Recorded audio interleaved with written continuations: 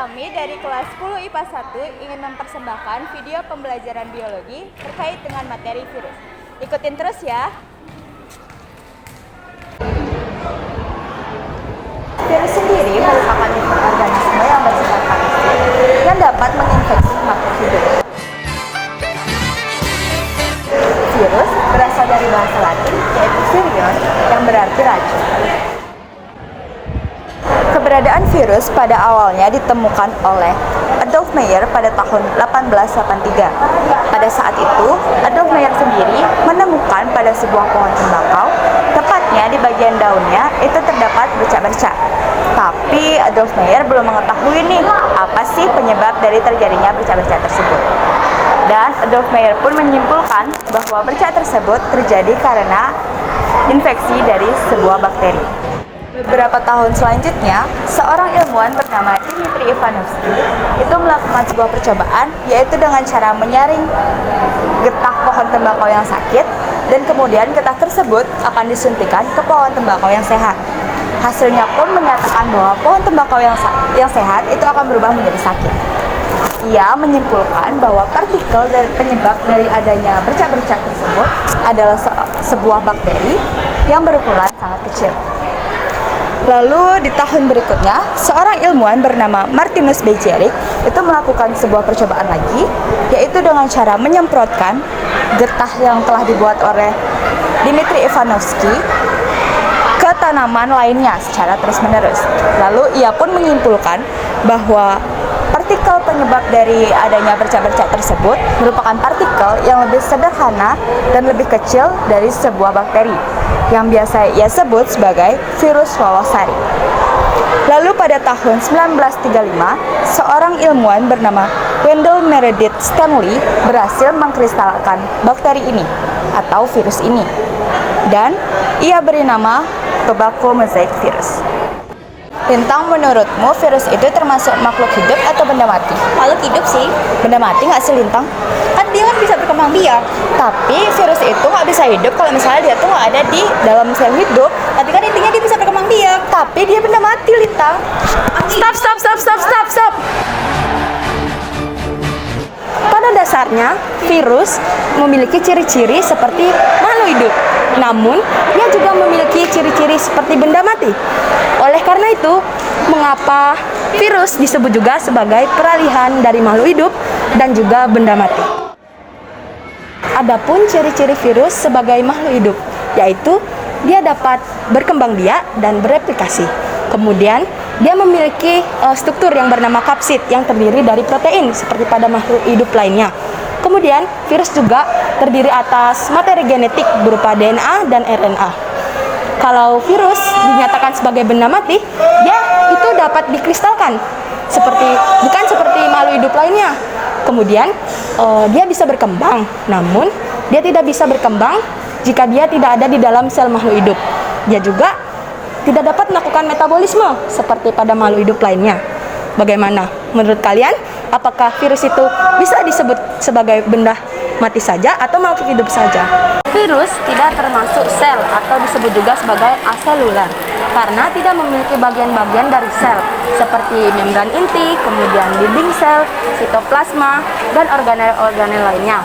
Untuk struktur virus dibagi menjadi 3 bagian. Yang pertama bagian kepala, kemudian bagian leher, dan bagian ekor. Pada bagian kepala terdiri atas kapsid atau pelindung virus, kemudian materi genetik atau berupa DNA dan RNA, kemudian bagian leher untuk menyambungkan bagian kepala dengan bagian ekor. Dan yang ketiga bagian ekor terdiri atas selubung ekor, kemudian serabut ekor, jarum penusuk, dan lempeng.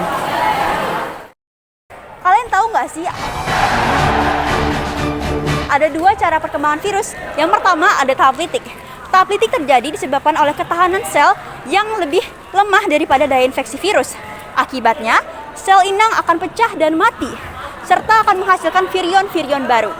Adapun 5 tahapan dari tahap litik. Yang pertama ada absorpsi, ada penetrasi, ada replikasi, ada perakitan, dan juga ada litik.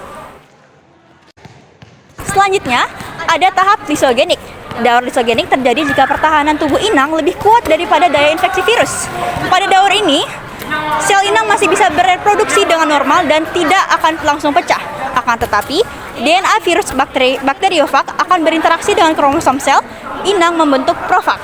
Adapun beberapa tahap dari daur lisogenik, yaitu ada absorpsi dan infeksi, ada penetrasi, ada penggabungan, ada replikasi. Sementara itu, berikut adalah beberapa perbedaan daur litik dan lisogenik yang bisa diidentifikasi. Yang pertama, ada DNA virus tidak terintegrasi pada siklus litik, sementara pada siklus lisogenik terjadi integrasi DNA virus ke dalam DNA sel inang. Kemudian, DNA inang pada daur litik terhidrolisis, sementara DNA inang pada siklus lisogenik tidak terhidrolisis. Yang ketiga, ada perbedaan siklus litik dan lisogenik juga dapat dilihat dari tidak adanya tahap profag pada siklus litik, sementara siklus lisogenik mengalaminya. Nah, adapun klasifikasi virus berdasarkan inangnya. Yang pertama, ada virus penyerang bakteri, misalnya virus T atau bakteriofag. Kemudian yang kedua, ada virus penyerang tanaman, misalnya TMV atau tumor. Yang ketiga, ada virus penyerang hewan, misalnya virus rabies dan flu burung. Selanjutnya, ada virus penyerang manusia, misalnya polio, HIV, dan flu. Virus dapat berpindah dari satu individu ke individu yang lain. Virus itu dapat berpindah lewat berbagai macam media. Yang pertama, kontak langsung. Ada secara faktor-faktor hewan seperti nyamuk, belalang sangit, anak buah, dan lainnya. Lalu begitu juga dengan cairan tubuh. Kenapa sih virus itu harus berpindah dari individu yang satu ke individu yang lain?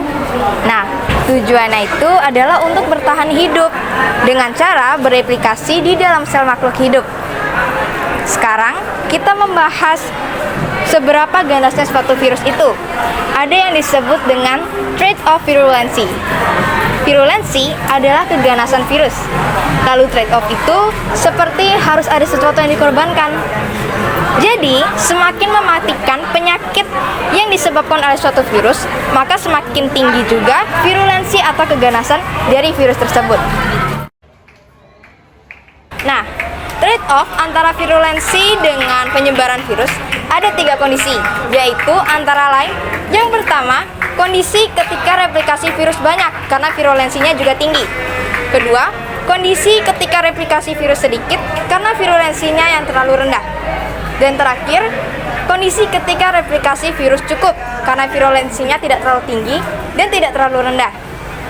Dari 3 kondisi di atas, virus yang penyebarannya efektif adalah virus yang mempunyai virulensi yang cukup. Adapun cara-cara yang dapat kita lakukan untuk mencegah atau menghindari dampak dari virus yang berbagai macam itu. Yang pertama, antara lain, yaitu mencuci tangan dengan air sabun dan air mengalir setidaknya selama 20 detik. Apabila tidak ada air dan sabun, kita bisa membersihkan tangan kita dengan pembersih tangan berbahan alkohol. Hindari menyentuh hidung, mata, atau mulut ketika tangan masih kotor. Hindari kontak dengan orang yang sedang sakit. Yang terakhir, jaga nutrisi dengan mengonsumsi makanan yang bergizi dan seimbang, minum air putih dalam jumlah yang cukup, dan istirahat cukup juga dapat membantu menjaga kondisi tubuh agar tetap bugar dan tubuh tetap fit. Nah, sekian dulu nih video dari kami. Semoga bermanfaat ya. Bye-bye!